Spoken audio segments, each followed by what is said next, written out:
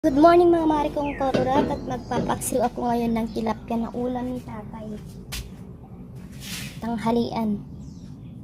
Ayan mga mari kong karurat, ito ang isasahog natin sa tilapia ang ulam ni tatay.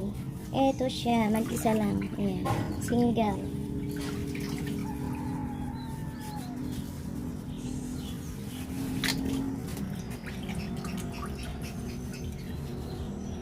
Iwaan tayo. One.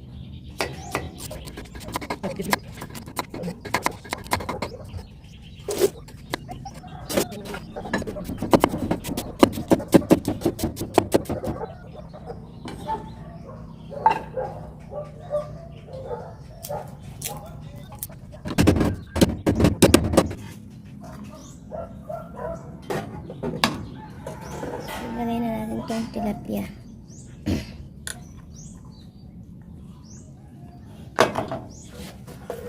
Gawin natin yung kanyang recaro. Fresh sa aking sa aking tanim. Itong liliit. Yung maliliit lagay natin kasi walang buto. Ayan. Gusto niya yung walang buto.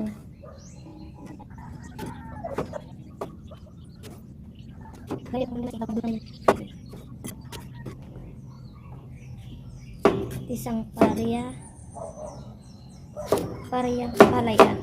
Ayan, hiwain natin ang maliliit para madaling lumambot, kasi si tatay ko gusto niya yung overcook kasi hindi na niya manguya, wala siyang ngipin, ayaw niya makot ng pustiso.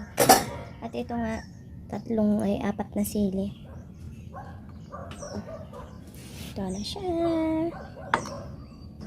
So guys, lagyan na natin ito ng asin. Ayan, si tatay basta may konting lasa lang yung kanyang Ayan.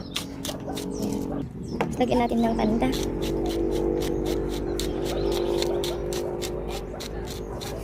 Ayan.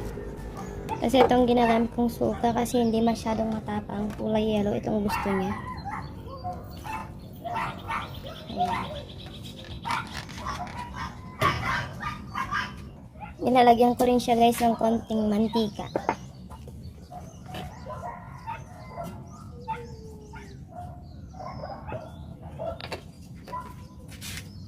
Tutubigan ko lang siya ng konti.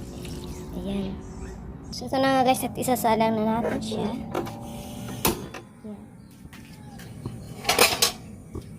Tignan na natin. Tignan na natin ang ating pinaksiw. Ayan. Palambutin pa natin yung gulay kasi gusto ni tatay yung malambot na gulay. Konti na lang, takpan natin ulit.